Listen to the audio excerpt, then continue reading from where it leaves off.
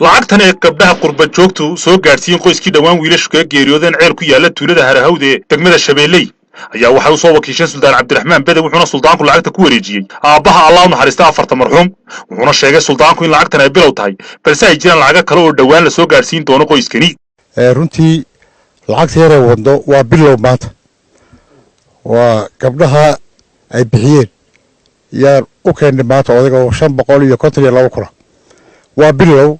lacag badan oo la soo ordayana way jirtaa insha Allah waa soo gaarsiin doonaa odayga iyo reerka hadii Ilaahay raal ka noqdo dadkii inta soo bixiyay waxaan ugu ducaynaynaa inuu Ilaahay wax khayr qaba oo siiyo oo meesha ka soo saaro wax khayr qaba Ilaahay ugu bedelo gabdhaha iyo nabadaba dibadda laga jooga dhamaantood waa soo ducaynaynaa indhagana de wiilashii Ilaahay ba qaatay simiri ma Allah naga siiyo gabdhahaasina yani way sii kari waan de masiibo meesha ka dhacday oo runtii afar inaan oo hal qoys ya waa wax Ilaahay qadarow marka intaas aanu wadnay awar waxa ku leenahay adiga samiri iimaan dhamaanteen Ilaahay samiri waxa naga wasiyo gudoomiyaha gobolka Faafan Mudan Cabdixakiin Sheekh Xasan ayaa sheegay in iyagoo kaashanaya xukuumadda ay qoyskani ka taageeri doonaan dhinaca carruurta dadoodu gaadhay waxbarashada iyo sidoo kale waraabka beeraha gabdhahaas soo xilqaamay ragga hortooda soo xilqaamay maaragtay wax weyn lacagtaas faraha badan maaragtay qoyska ku soo taageerana Ilaahay meesha ka soo bixiyeen maaragtay wax badan oo khayr ah maaragtay ugu bedelo midda kale dhinaca dawladda kulay waxyaabo badan baan maaragtay rajaynaynaa in qoyska laga taageero ta koobaad agoonta intii daada waxbarashada gaadhay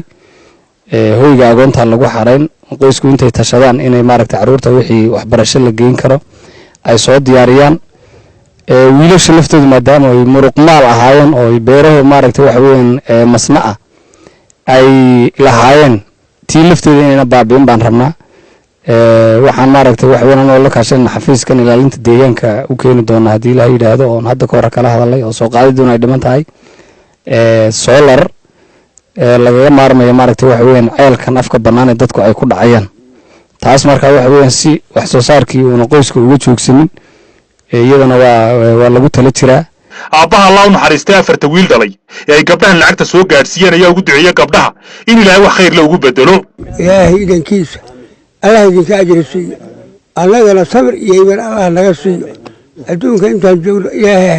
haynagu liibaan آخرنا الجنة الله نجي أنت أتوس أجريها إلى وايدك هلاين إلى وايدك هلاين كر الله وقاد كر الله وقاد أيها إلهي يسبر سيو إلهي يسبر سيو الله سوب حيانا أمر الله دارين أرساقنا الله أبدي أرساقنا الله أبدي أمتك الله أبدي الله اللي بان جنة إلى آخر الله جي أنت بركة الله نجا آخر Allah u naxariistay afartan marxuum ayaa ifka kaga tagay afar xaas iyo 32 carruur oo 19 kamid ah wiilal yihiin halka 13 kalena ay gabdho yihiin